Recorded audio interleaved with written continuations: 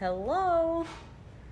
I am going to be repotting or potting up some Superbums.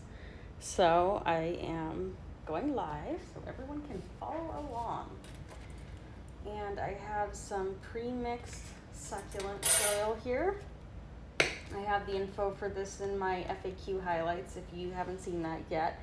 But it's basically 50% pre-made cactus succulent mix and 50% pumice. Plus I use insecticide every time I do a planting. So that's in the pre-mix.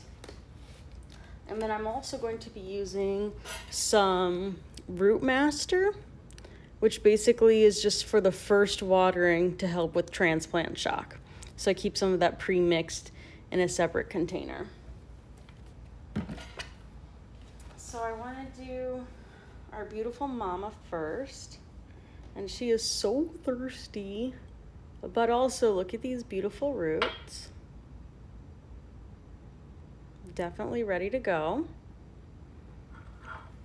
I have a few options for pots here. I want to pick a pot that's not too big. You want your roots to basically get to close to the perimeter of the pot, and that's going to prevent anything from staying wet too long if the roots can get there and absorb the moisture. So I'm going to go with the smaller size. If you're using a ceramic pot, you can for sure put a little mesh in the bottom to stop soil from getting out, but this guy isn't going to be in here for long, so I'm not too worried about that. This is a little plastic pot. So I filled some of the bottom of the, maybe I can get you guys a little closer for the plant. Whoa, okay. So I filled the bottom of the pot, kind of cleared out a little hole in the center. This is a chopstick. I'm trying to be so gentle because it is so thirsty and wilted. And this is going to be tricky to get in there. I like to use this cup. All this stuff is in my Amazon store if you want the links. I like this cup to kind of siphon soil in hard to reach places and support the plant with my hand. Shake, shake, shake, shake. Rotate. I want to try and fill the pot evenly so that my plant is centered, because who can't stand an uncentered plant? And it will look like I'm overfilling it in the beginning, but we want to allow a bit of margin and for the soil to settle after the first watering.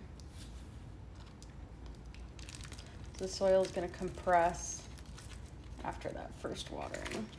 Give it a few taps. Try and get the soil all around the roots. The roots are in contact. I don't think I'm totally centered, but I'm definitely not surprised. So I am potting this fairly large looking plant in a pretty small pot because the pot is appropriate for the size of the roots of this plant. And once it's more established, then I'll be able to transplant it into something a bit larger. But for right now, I just want to be really careful that I'm not over watering. And it is resting on the edges of the pot, the plant, the actual leaves. And I wouldn't want that long term, but again, this is kind of a transition period where it's just been beheaded. I'm pretty happy with that, so I'll put that in the to be watered pile and keep on moving here. This is the first leaf prop baby. These are Graptopetalum Superbums. And I have lots of posts of these beautiful babies on my page. If you can't remember that name, you can look up the hashtag there. But so this is my first leaf prop ever. She's probably almost 1 now, coming up on it, probably about 10 months. And definitely ready for a new pot. I think I'm gonna stick with that same exact size. I'm gonna be really careful getting her out. I love these chopsticks to press in the bottom of the, like a drain hole. I'm super carefully pressing. I don't want to disturb the roots, but I also don't want to mess up the farina. So I have to be kind of metered in my approach here. I have a whole bag of goodies. Potting goodies.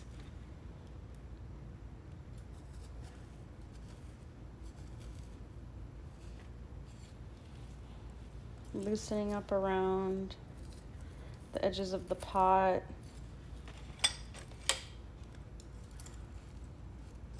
So that nothing is stuck. I mean, this is really not a big pot, but this plant is a bit mature. Needed to be repotted a while ago. Gardening is such a nice hobby to practice patience. It really teaches you not to rush things.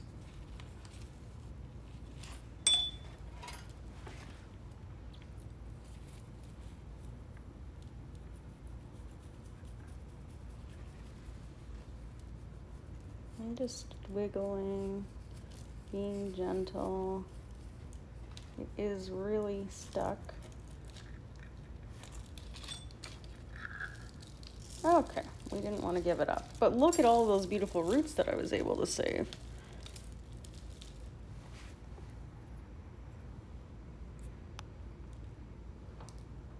How do you know when you're ready for a new pot? Basically, when it starts to get hard to keep up with the watering, when you're, particularly if you're doing succulents, you know, when it feels like the plant is just constantly being wilted and it's just really a struggle, that's the sign. Otherwise, you want to keep them kind of pot bound so that, not necessarily pot bound, but you want to keep them in small size pots, not on the bigger side. Look how beautiful that little thing is. My happy baby. Great roots. But yeah, you want to keep them, succulents that is, in a smaller pot rather than a bigger pot, because rot is a bigger issue for succulents. So you really want to be careful about like putting your plant in a huge pot that you think it'll grow into, because it might get rot before that happens. Also, it's a good idea to repot your plants about once a year, so you can remove any, like for example, built up sediment from your water source, to replenish nutrients out of the soil, to loosen up any bound roots, check out your plant, make sure everything's okay. So once a year in the springtime is a good rule of thumb, and that also goes for houseplants.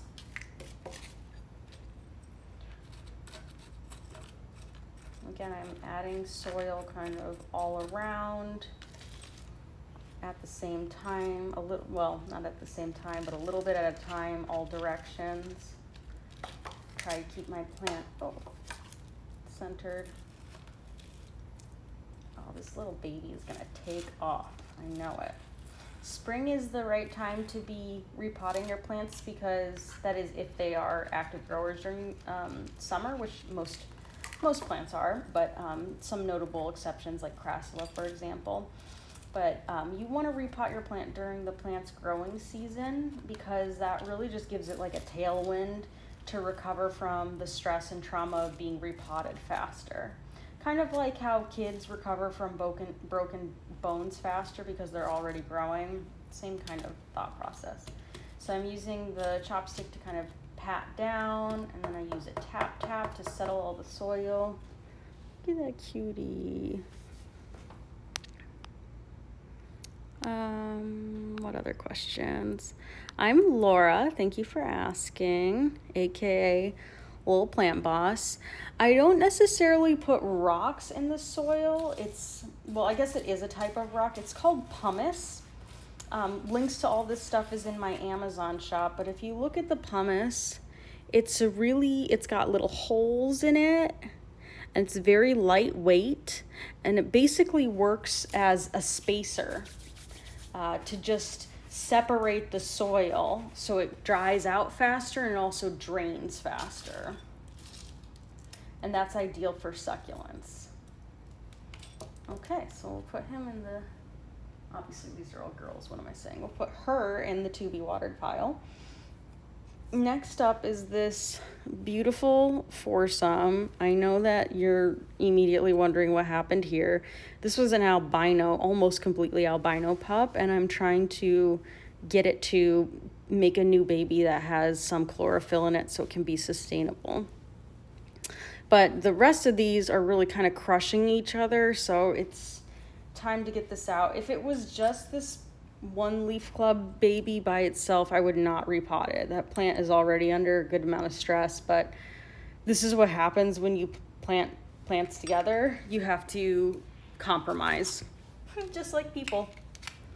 Being a roommate is not an easy thing, right? Especially right now. Okay, and I don't like to reuse the soil unless you're really desperate, for all the reasons that you want to repot. I want to be really careful.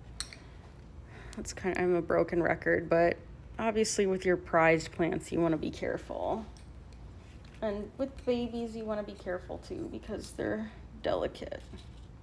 What kind of roots do you think we're going to get? So these are 2 or 3, oh boy, I can already tell just by how that's pressing up as one unit that there's probably quite a few roots in here. I also have a mesh insert at the bottom here. But yeah, anyways, these are 2-3 months behind the one I just potted. So you can see they're actually pretty similar in size. When you have variegated plants, their growth is really hampered by the variegated portions. So you would expect to see the more variegated, the more growth stunting. This is Trixie because I don't want to touch any of the farina, the powdery kind of almost like makeup type appearance that succulents have. I want to keep all of that intact if I can, both for aesthetic purposes and for the original purposes of protecting the plant. I wish there was a way I could do this without bothering this little stressed baby, but this is like detangling hair. You really do not want to pull too hard. Oh, I hope you make it, little one leaf baby. Hope you make it. You guys still see okay? Do you use fertilizer in your soil? I do during growing season. So spring and summer, I will fertilize, and I usually use like a 50% dilution from what it says on the package, and I will fertilize pretty much every other water during that growing season. And then when autumn comes around, I stop fertilizing and I stop repotting. And I also stop propagating. So those fertilizing, propagating, pruning, all that stuff you want to do when they're growing, when the plants are growing.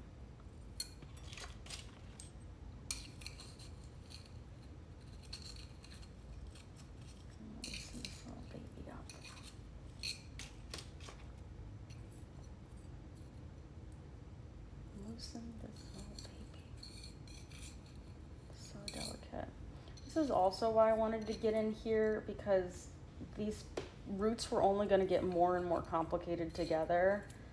And, you know, I didn't want it to become to the point where I was going to have to do a lot of damage to separate them from each other. This little baby here that I'm working on is a success story from a completely albino pup that popped out of the leaf.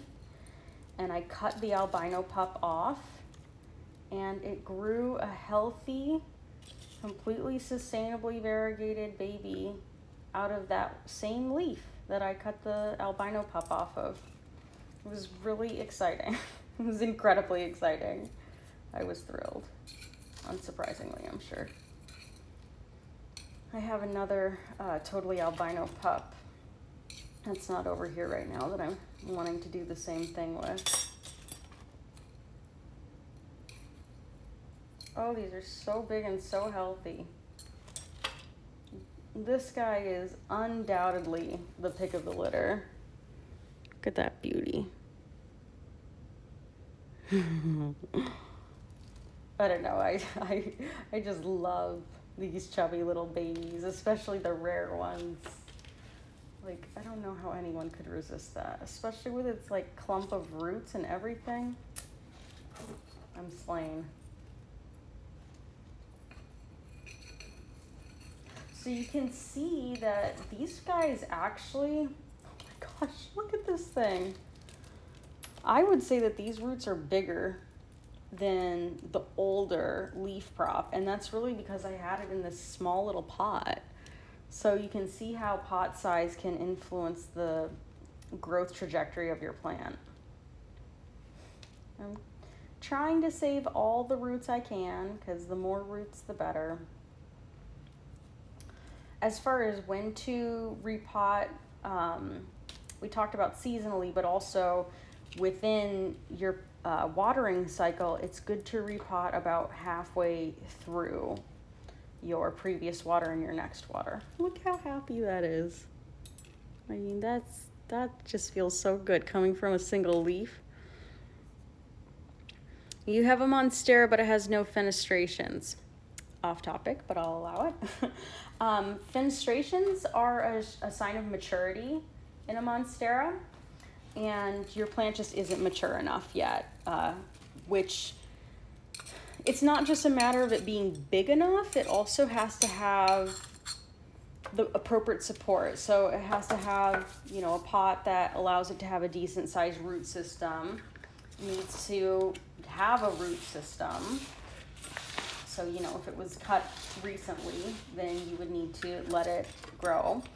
And then if you've kind of done all of those things, your plant is a few years old and it's in a decent sized pot, and by decent I mean, you know, 6 inches plus, then you would want to look into getting a moss pole, because those kinds of aroids, they need to have support. They're meant to be growing on trees in the wild, and you kind of need to provide some stimulation for them to attach onto, grow onto. The same goes for like a philodendron pink princess, for example.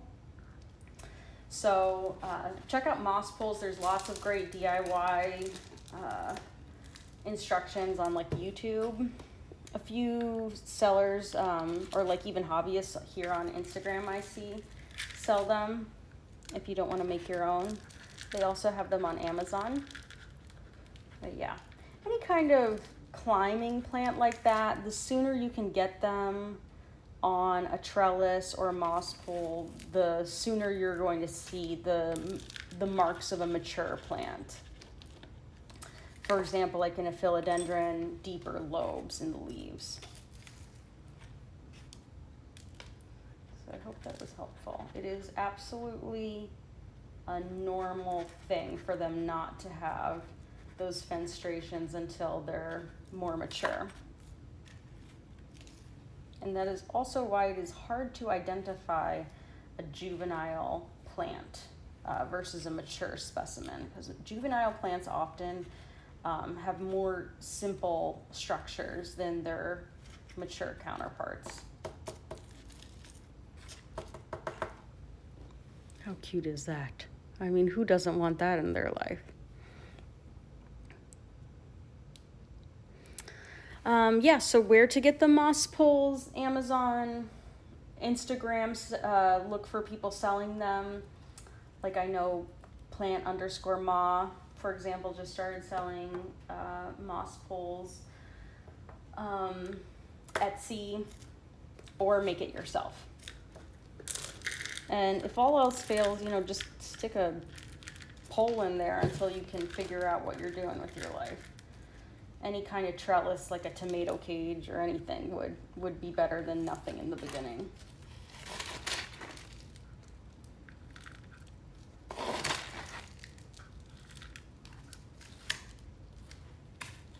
Gardening is not a hobby for the fast and the furious. This is a hobby for the slow and the patient.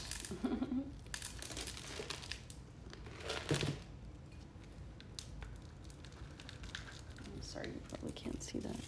There we go.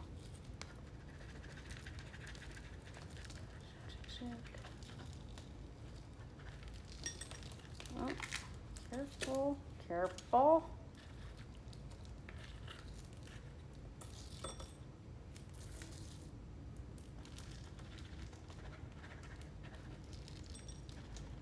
It's like so satisfying getting all the soil right up under there. Planting a symmetrically potted plant, that's a good feeling in life.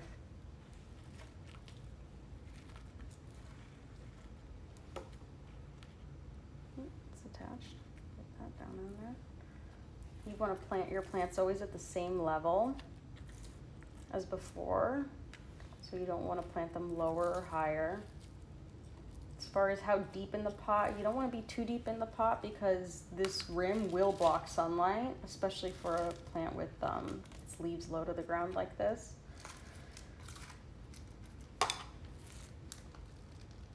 And you don't want to plant your plant too high in the pot or soil will rush out when you water it, and that's not fun.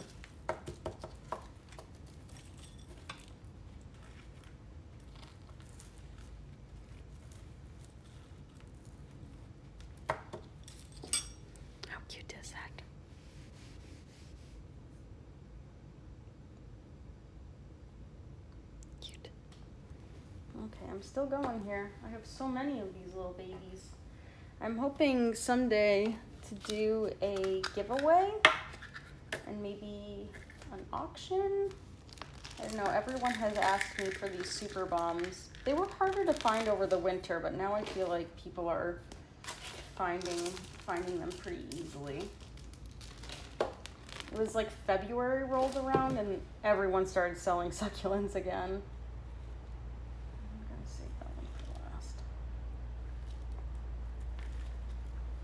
I bet these plants are really gonna love being repotted and do a little growth spurt action soon. You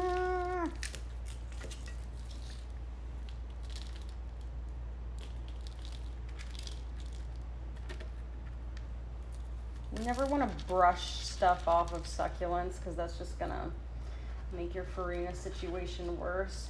Try and tap it off. You can use water to get dirt or like dust off of them, or blow. You can always blow. They also make like little handheld dusters. I've also seen some people with like electric dusters, which kind of cracks me up.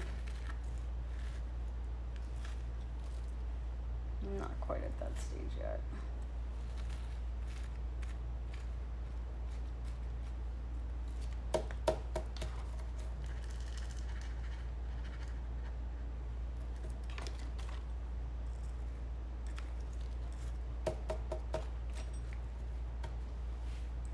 How cute is that? Okay.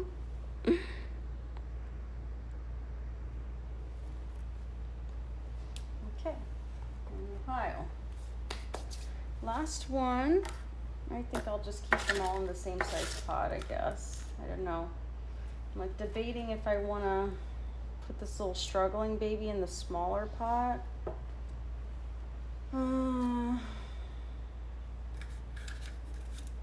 Okay, I hope I don't regret this, but I'm going to put it in the bigger pot.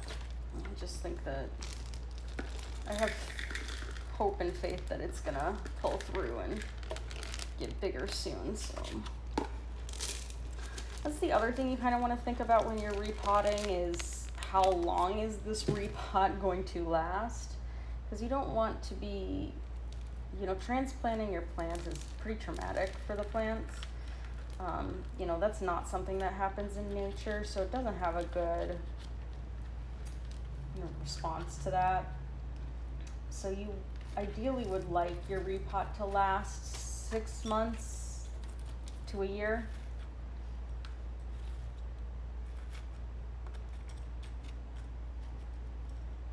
When you're repotting, it's also a good idea to check out your plant's roots, look for any pests, get up real close. If you have a jeweler's loupe or a magnifying glass, get up close there. And also just make observations, like these plants are all the same age, but they have grown different amounts. That makes sense to me because of the variegation present in each of the plants, but if it didn't make sense to me, I might want to look closer for pests or ailments. More data is better. Okay, this is the long shot. Long shot baby. We're rooting for you. I will water them now. I'll water them when I'm done potting. All of them. And I showed this at the beginning, but I'm sure no one is still here from then. But I'm using this for the first water. Root Master. It's to prevent transplant shock. Honestly, I've heard people say that this is a bunch of BS, but I haven't found it to be harmful, so I use it. Okay, and here's my little army of babies. Aww. I feel like now that I'm in here messing around, I want to go get the last of the Superbums from the other room. I'll be right back.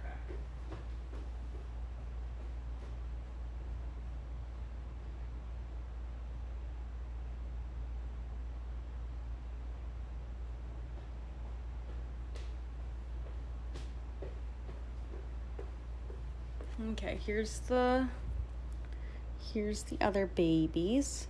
You can see that completely albino one. So I think I'm gonna chop that off. And this one doesn't look variegated. I don't know. I think the leaf wasn't very variegated, you know. I might just leave it though. I feel like if I'm gonna chop off the albino pup, I shouldn't repot this because it's too much for the plant to take at once. Okay, so I changed my mind. So what else can I pot here? Surely I'll find all sorts of things. If you want to use the pots again, I do recommend washing them with soap and hot water. That is just in case there are any pests, diseases, fungi in your pot. That's gonna make sure that you don't have to worry about that. You can also do like other things like bleach soaks and whatnot, but honestly, hot soapy water should be all you need. I will use this to show you guys the first water. So here's one of my babies.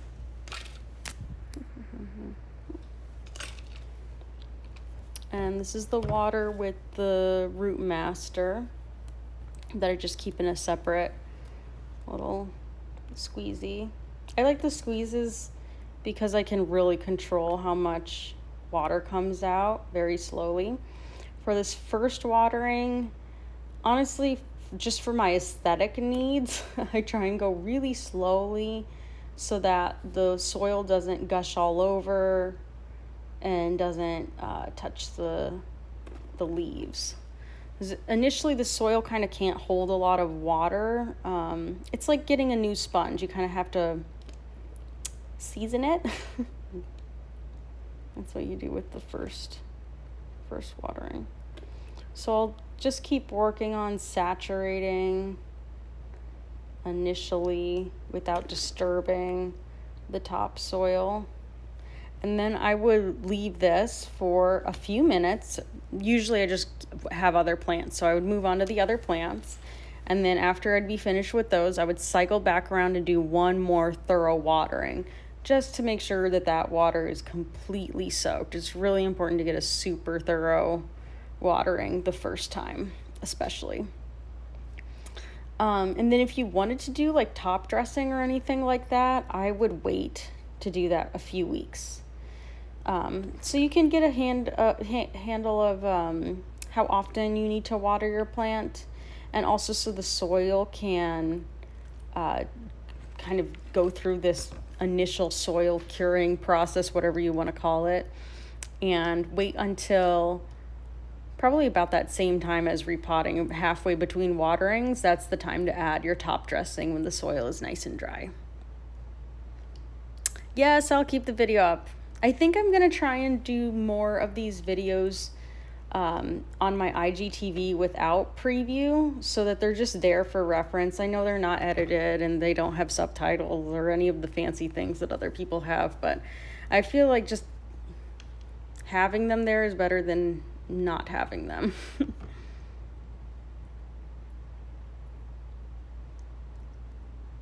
Yeah, thanks for asking. Thanks for joining. I'm trying to get better at video. After the move, my really great girlfriend down in South Bay is a photographer, so I'm hoping that she can help me learn how to do some rudimentary video editing. So that is the first watering. And so I would kind of repeat that process for all of them. And as far as fertilizing after the first, fertilizing after a repot, don't do it. Don't fertilize if your plant is traumatized in any way. If your plant is dealing with pests, if it has fungus, if it has any kind of like virus or bacteria, any kind of infection, if you've just taken a cutting off of it, if you've just transplanted it, any of those things, if you just moved or changed location or had a change in weather, just don't bother your plant when those things are happening. Repotting is something that ideally is happening as the plant's growing and everything is just right in its life, and it just couldn't wait any longer to get into that next pot and hits the ground running.